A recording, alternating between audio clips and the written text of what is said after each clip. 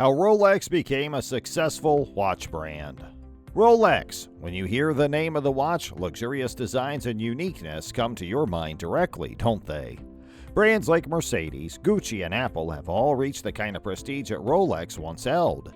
These labels have sunk their roots so deeply into the fabric of a global culture that they now stand for something beyond the goods they label. They are symbols of affluence, status, fashion, and high quality.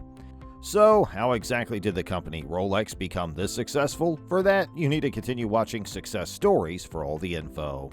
In 1905, Hans Wilsdorf, originally from Germany, and his brother-in-law Alfred Davis founded a company in London under their namesake that imported Swiss movements, placed them in British cases, and sold them to jewelers who put their names on the dials.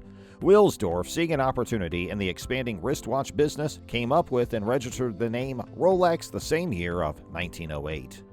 Wilsdorf from the start appreciated the value of accurate timekeeping.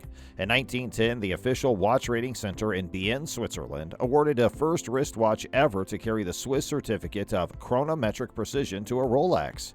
Wilsdorf obtained a Class A precision certificate from the Kew Observatory in 1914, a designation often reserved for marine chronometers because he saw the good effect it had on sails.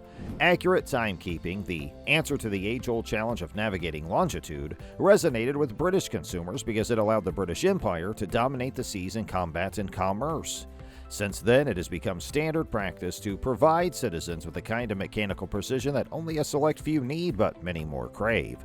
Since then, Rolex watches have provided unprecedented precision. Wilsdorf moved Rolex to Geneva, Switzerland in 1919 because of rising demand and because of levies imposed by the United Kingdom on the Swiss movements used in Rolex watches. Wilsdorf reduced production costs and then addressed the issue of dust and moisture getting into the watch casing and causing damage to the mechanism.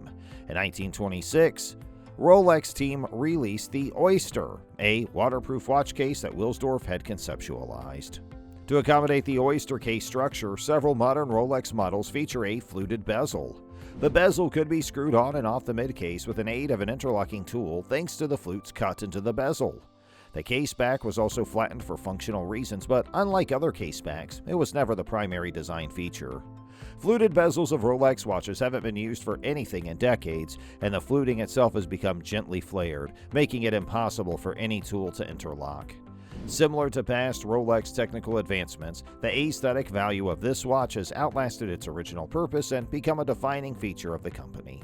First debuted in 1931, Rolex's Oyster Perpetual is widely regarded as the world's finest automatic wristwatch.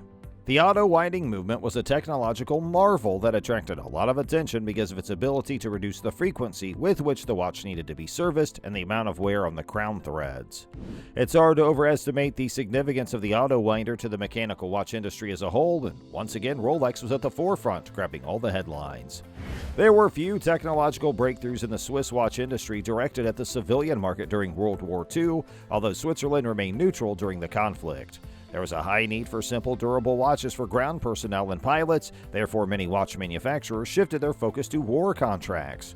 Rolex, ever the outlier with an eye on the long game, supplied the British military with only a small number of watches while pushing forward with advances for the civilian market.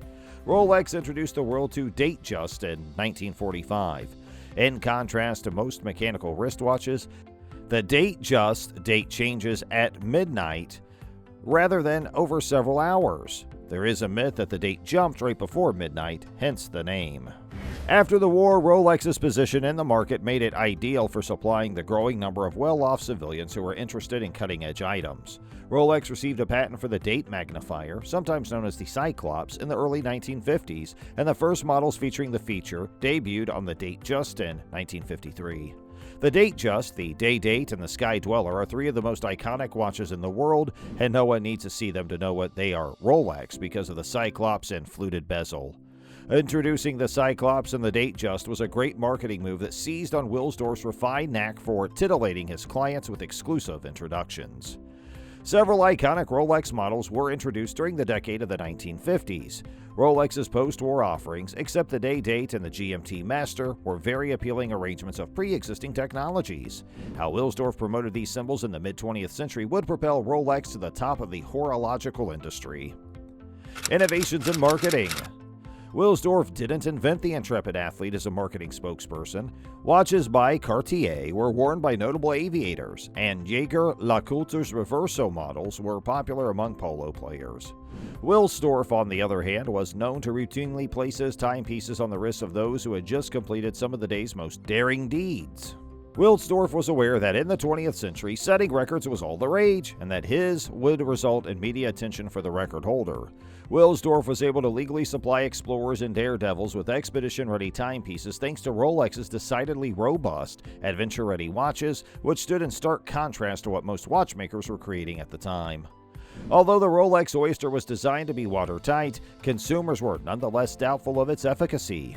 Wilsdorf dispelled these skepticisms by placing Rolex oysters in aquariums in the windows of busy department stores like London's Harrods, and by advertising submerged oysters to a much wider worldwide client base.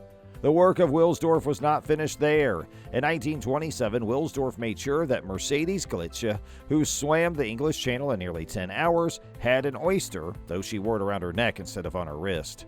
To publicize the watch's watertightness, Wilsdorf ran an advertisement in the press featuring Glitze's testimonial. Wilsdorf would profit handsomely from the testimony concept for decades, despite widespread imitation by competitors. Some boards have even forced out founders because their visions clash with more traditional concerns. It's reasonable to assume that a visionary and unusual leader like Wilsdorf would have been better off operating independently, even though we'll never know how that would have played out at Rolex. Wilsdorf was able to keep the independence to pursue initiatives that at first glance might not have much to do with the bottom line. What sets Wilsdorf apart from so many other founders, and Rolex apart from so many other corporations, is that upon his death in 1960, ownership of Rolex SA passed to the Hans Wilsdorf Foundation. Rolex's annual income of $4 billion is exempt from taxation under Swiss law, and the company's financials are kept secret because its corporate entities are considered private firms. This setup makes it impossible to learn anything about Rolex's corporate operations, but it's evident that the company gives a lot to charity. Rolex may be shorting demand for modern steel professional models because older ones are scarce. Rolex, like most luxury firms, may be leveraging scarcity to create exclusivity. The GMT Master, Submariner, Deep Sea, Explorer 2, Sky Dweller, Yachtmaster 1 and 2, and Daytona are all missing steel variants in Rolex stores. The Explorer 1, Milgauss, and Air King, called entry-level Rolexes, are easy to buy. If Rolex only cared about quarterly revenues, it would be hard to ignore market demand. This strategy seemed to represent Wilsdorf's idealistic long game of creating publicity at whatever cost. Rolex's dedication to its original design seems to have ensured that its watches will never go out of style, even when new materials and technology are steadily introduced into new models. The fact that Rolex is always fashionable is what has ensured the brand's dominance for the foreseeable future. Hey, that's all for today's video, but we'll be right back with more soon. Please make sure you like our video and subscribe to our channel for more. Thanks for watching.